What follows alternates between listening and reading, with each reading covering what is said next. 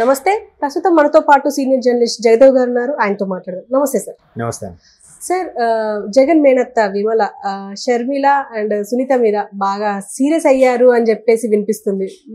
ఎందుకు సీరియస్ అయ్యి ఉంటారు? ఎందుకు సీరియస్ అయ్యారంటే చెప్పకనే చెప్పేది ఏంటంటే ఆవిడ జగన్మోహన్ రెడ్డి గారికి ఫేవర్గా ఉన్నారు.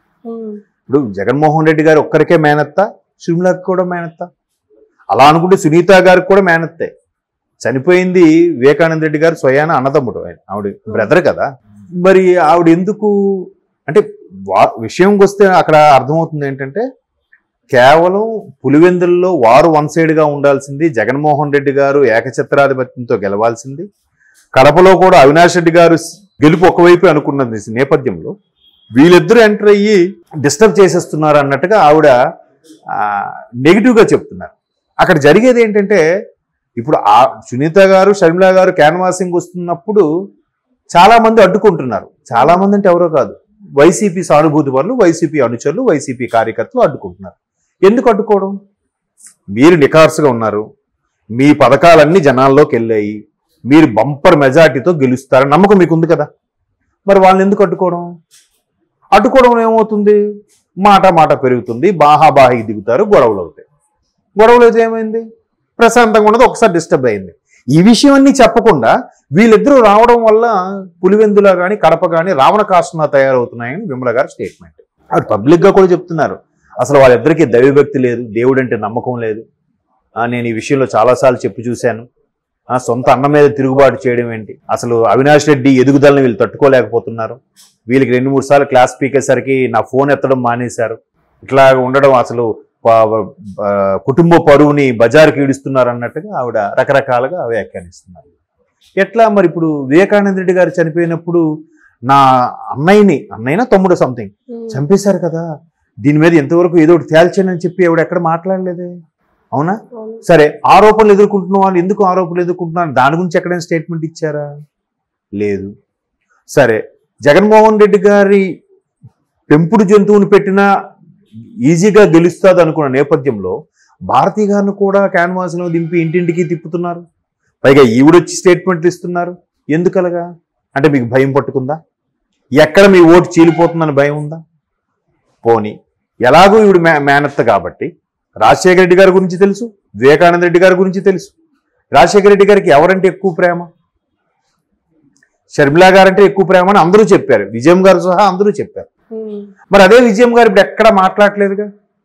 ఎందుకు?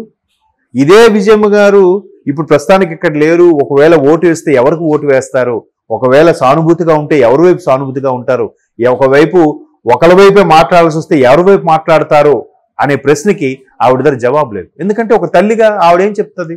ఇద్దరు 2 కళ్ళు, ఈ కన్నుకు చెప్తుందా, ఈ కన్నుకు చెప్తుందా? ఏ కన్ను పొడుచుకోలేదుగా, అంతే కదా. సో అట్లాంటి నేపథ్యంలో ఆవిడ స్తబ్దుగా ఉండిపోయారు. ఆవిడ ఎక్కడున్నారో తెలియదు. చాలా మంది ఏం చెప్తున్నారంటే ఆవిడ యుఎస్ వెళ్ళిపోయారు, మళ్ళీ ఎన్నికలు పూర్తయ్యే వరకు రారు అన్నట్టు కూడా చెప్తున్నారు. మేబీ అంటే ఒక తల్లిగా ఎటువైపు అనలేక, ఎటువైపు మాట్లాడలేక, ఈవెన్ ఆవిడ అదే ఇడుపులపాయలో రాజశేఖర రెడ్డి గారి సమాధి వద్ద ప్రార్థన చేసి షర్మిల గారిని ఆశీర్వదించి పంపించారు.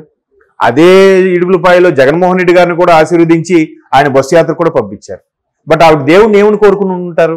స్వామి, ఎవరి వైపు, లేదా జీసస్ వాళ్ళు క్రిస్టియన్ గారు, ఎవరు న్యాయం అనిపిస్తే, ఎవరి వైపు న్యాయం ఉంటే వాళ్ళని గెలిపించు అని చెప్పుకుంటారు తప్ప పర్టికులర్గా జగన్నే గెలిపించు, పర్టికులర్గా షర్మిల గెలిపించు అనలేదు తల్లిగా. సో ఈవిడ మేనత్త కూడా తల్లితో సమానం కాబట్టి ఈవిడ కూడా అలా ఉంటే బాగుండేదేమో కదా. అయితే ఇప్పుడు అక్కడున్న బీటెక్ రవి గారు లాంటి వాళ్ళు కొన్ని క్వశ్చన్స్ వేశారు. ఏంటని? షర్మిల గారు ఎవరి వైపు ఉంటారో చెప్పాలి. ఎందుకంటే షర్మిల గారు, విజయమ్మ గారు గౌరవ అధ్యక్ష పదవికి రాజీనామా చేసి బిడ్డతో పాటు ఇకపై బిడ్డతో ఉంటారని చెప్పి స్టేట్మెంట్ ఇచ్చి వెళ్ళిపోయారు కదా. ఎందుకు రాజీనామా చేయాల్సి వచ్చింది?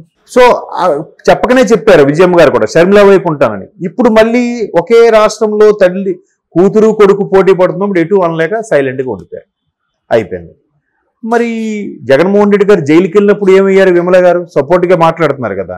మరి జగన్మోహన్ రెడ్డి గారు ఫస్ట్ టైం పార్టీ పెట్టి వీళ్ళందరూ అక్కడికి వెళ్ళిపోయిన తర్వాత, అదే గవర్నమెంట్ ఫామ్ అయ్యాక, తల్లి చెల్లి పక్క రాష్ట్రం వెళ్ళిపోయాక అప్పుడు ఏమయ్యారంటే ఆవిడ అడిగే ప్రశ్న ఏంటంటే జగన్మోహన్ రెడ్డి గారిని ఎవరిని కూడా కుటుంబ సభ్యుల దగ్గరని చేర్చుకోలేదు.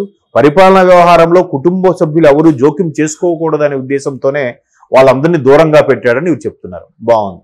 మరి అవినాష్ రెడ్డి గారు బంధువేగా, అలాగే మన ఒంగోలు బాలినేని గారు మరి ఆయన బంధువేగా, మరి ఈ నెల దగ్గరికి తీసుకున్నారు ఆయన? ఆ క్వశ్చన్ కూడా వస్తుంది కదా. మరి బంధువుల్ని దగ్గరికి చేర్చుకోవడం వాళ్ళని ఎలా దగ్గర చేర్చుకున్నారు? ఇంకా వేలు విడిచిన మేనమ బంధువు ఏదో అంటారు చూసారా, అలాంటి బెండకాయ చుట్టాలు కూడా చాలా ఉన్నాయి. సో వాళ్ళని దగ్గర చేర్చుకున్నారుగా, వాళ్ళని దగ్గరికి చేర్చుకున్నారు, వీళ్ళు ఎందుకు చేర్చుకోలేదని ప్రశ్నిస్తే మరి ఆవిడ దగ్గర ఆన్సర్ లేదు. అంటే ఇప్పుడు చాలా మంది టీడీపీ శ్రేణులు వాళ్ళు చెప్పేది మాట ఏంటంటే, ఈవిడ ఎక్కడికక్కడ ప్రచారాలు చేసుకుంటూ మత ప్రచారాలు చేస్తూ మత మార్పులు చేస్తున్నారు, దానికి అండగా జగన్మోహన్ రెడ్డి గారు ఉన్నారు కాబట్టి ఈవిడ జగన్మోహన్ రెడ్డి గారికి ఫేవర్గా మాట్లాడుతున్నారని కొంతమంది విశ్లేషకుల అభిప్రాయం. కొంతమంది టీడీపీ శ్రేణులు కూడా అలా ఆరోపిస్తున్నారు. ఎందుకంటే కాకినాడ సభలో కూడా ఏదో ఇష్యూ జరిగింది. కాకినాడలో ఆవిడ ఇట్లాగా సువార్త సభలు ఏమంటారు కదా, అటువంటి సభలు పెట్టుకున్నప్పుడు కూడా చాలా మందికి ఎట్లా మత మార్పులు చేస్తున్నారని ఆరోపణలు రావడం, కొంతమంది కేసు ఫైల్ పుటప్ చేయడం చేశారని మన వార్తలో కూడా చూసాం. ఇష్యూ అయింది. అప్పుడే విమలారెడ్డి గారి పేరు ఎక్కువగా తెర మీద వినిపించింది. ఎవరి విమలారెడ్డి? రాజశేఖర రెడ్డి గారి సోదరి ఈవిడ. సో ఈవిడేంటి, వీడి బ్యాక్ బోన్ జగన్మోహన్ రెడ్డి గారు ఉన్నారు. అందుకే పర్టికులర్గా గోదావరి జిల్లాలో ఎక్కువగా ఆవిడ పరమైన మత ప్రచారాలు చేసుకుంటారు. ఆవిడకి ఈయన సపోర్ట్ ఉంది. ఎందుకంటే టీటీడీలో కూడా అన్య మతస్థులకు స్థానం లేని టీటీడీ లాంటి ధర్మ ప్రచార సభల్లో ధర్మ ప్రచారం ఉండాల్సిన దగ్గర కూడా అన్య మతస్థులు ఉన్నారు. అది చాలా మంది ధర్మ ప్రచారకర్తలు కంప్లైంట్ చేసిన ఎవరు చర్యలు తీసుకోవట్లేదంట. ఇప్పుడు ఎవరి మతం వాళ్ళ గొప్పది. ఒక మతంలో ఇంకో మతంలో ఎంటర్ అవ్వకుండా ఉండాల్సిన పరిస్థితిలో వీళ్ళు డైరెక్ట్గా ఉద్యోగులుగా ఎలా అవుతారు? ఇంకోటి ఏంటంటే, కొంతమంది పేర్లు చూశాను, లలిత్ కుమార్ గారని, సుగ్గున కరుణాకర్ గారని, తర్వాత రాధా మనోహర్ దాస్ గారు, వీళ్ళు చాలాసార్లు అభియోగాలు కూడా చేశారు. అన్యమతస్థులకు అందులో చేస్తున్న టీటీడీలో చేస్తున్న చాలా మంది ఉద్యోగులు సొంత చర్చిలు ఉన్నాయి, వాళ్ళ ఫాదర్ పాస్టర్లుగా కూడా ఉన్నారు, వాళ్ళు ప్రూఫ్స్తో సహా కొంతమంది చూపించారంట. చూపించినా టీటీడీ ఎటువంటి చర్యలు తీసుకోలేదు. టీటీడీ ఎందుకు తీసుకుంటుంది? టీటీడీ నడిపించేది ప్రభుత్వమే అయితే. సో ఇట్లాంటివన్నీ ఫేవర్గా ఉన్నప్పుడు విమలారెడ్డి గారు మరి జగన్మోహన్ రెడ్డి గారికి ఫేవర్గా ఉంటారు. పైగా షర్మిల గారు కొంగు పట్టి అభ్యర్థిస్తున్నాను గెలిపించాను అంటే దానికి కూడా విమలారెడ్డి గారు ఏమంటారు? అసలు లీడర్షిప్ క్వాలిటీసే లేవు, లీడర్షిప్ క్వాలిటీస్ ఉంటే ఈవిడ అలా కొంగు పట్టుకొని అభ్యర్థిస్తుందంట. అభ్యర్థిస్తారు. ఎందుకంటే చాలా మంది కొన్ని మోసలో కొట్టుకుపోతున్నారు. ఎప్పుడు ఒకటేనా?